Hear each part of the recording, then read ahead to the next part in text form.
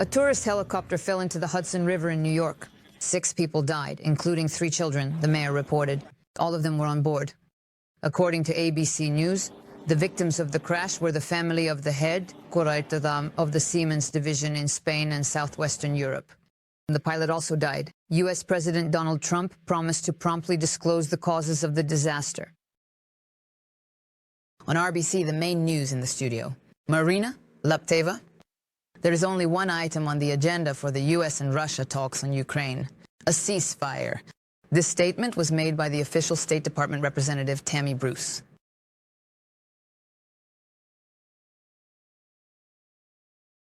All our leaders, particularly President Trump and Secretary of State Rubio, me, have publicly made it clear what's at stake when it comes to discussing this conflict.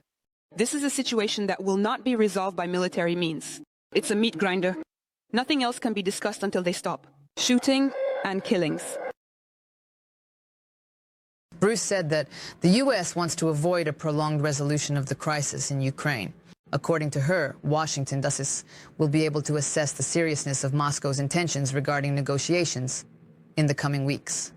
The resolution of the situation will not continue for more than 6 months, added the State Department representative. Moscow states that it is ready for serious dialogue on the situation in Ukraine. At the same time, Russia emphasizes that the negotiation process should not be used to strengthen Kyiv's military capabilities. The United Kingdom may deploy its troops on Ukrainian territory for 5 years. The subsequent withdrawal of the contingent will be carried out in stages, writes the Telegraph. It is assumed that British military personnel will train the Ukrainian armed forces to deter Russia. Moreover, the mere presence of the contingent should deter Moscow from a possible future attack. This is the belief of strategists. According to the Telegraph, the plan to deploy troops in Ukraine is being developed by nearly 200 specialists. It is also known that Kyiv's Western partners intend to assist in protecting the country's airspace and maritime borders. The issue of sending Western military personnel to Ukraine was discussed yesterday at a meeting of defense ministers from 30 NATO countries.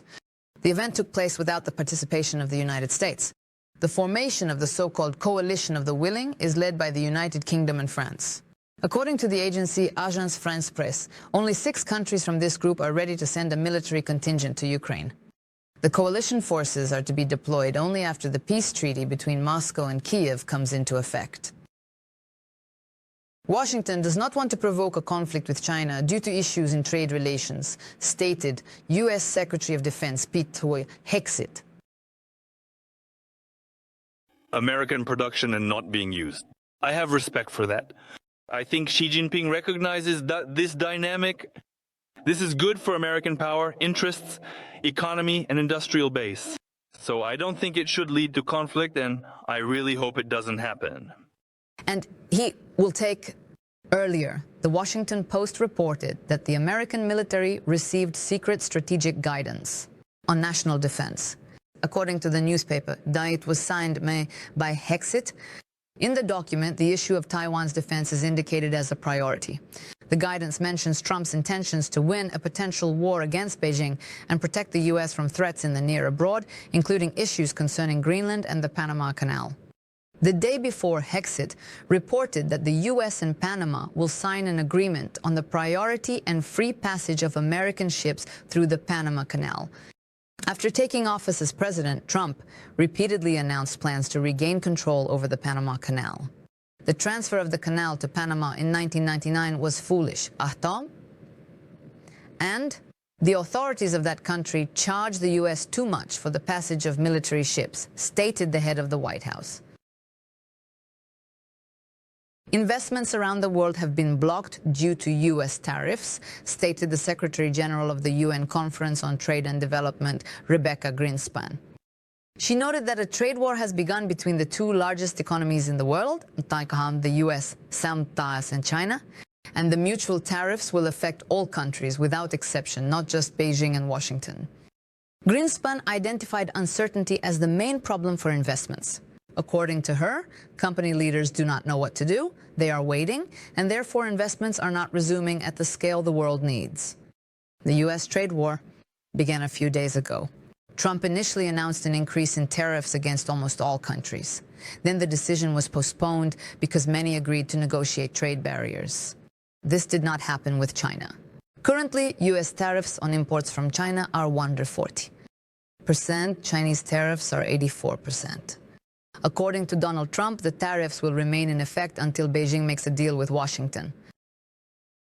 In the State Duma, they are discussing a ban on artificial intelligence with a threatening level of risk, labeling such content, and the responsibility of developers for harm caused by neural networks, writes RBC.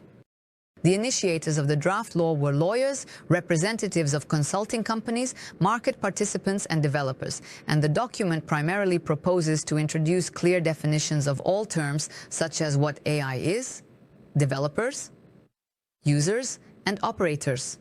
The authors also request to introduce requirements for labeling AI systems and to determine the level of responsibility in case a neural network causes harm to life, health, or property. At the same time, the developer will not be at fault if all necessary measures are taken in advance. Furthermore, it is proposed to introduce mandatory liability insurance for operators of high-risk AI systems and to determine who owns the rights to the results of intellectual activity.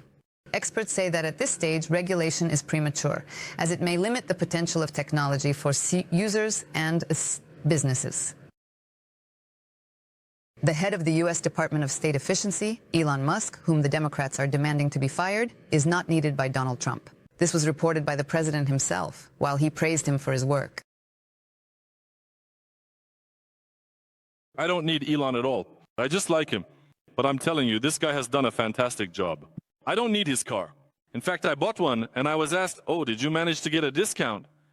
No, I asked them to give me the maximum price. I paid a ton of money for that car. I let the guys from the office drive it, the most beautiful car. It's magnificent.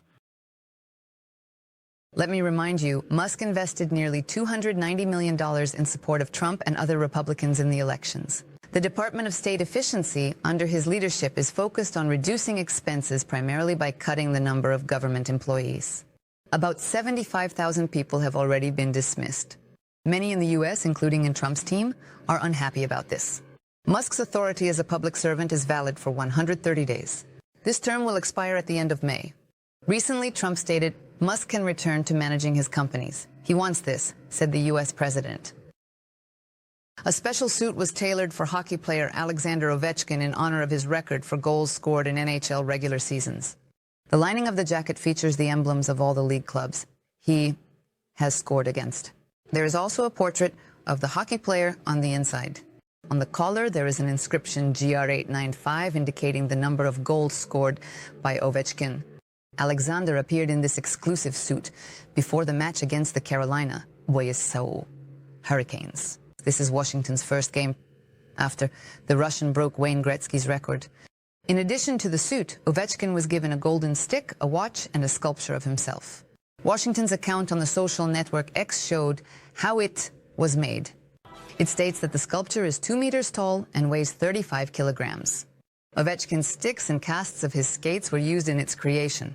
In the match against Carolina, Ovechkin didn't score, but he made an assist and was named the first star of the game. A new category will appear at the Oscars. Stunt performers will be able to receive a statuette.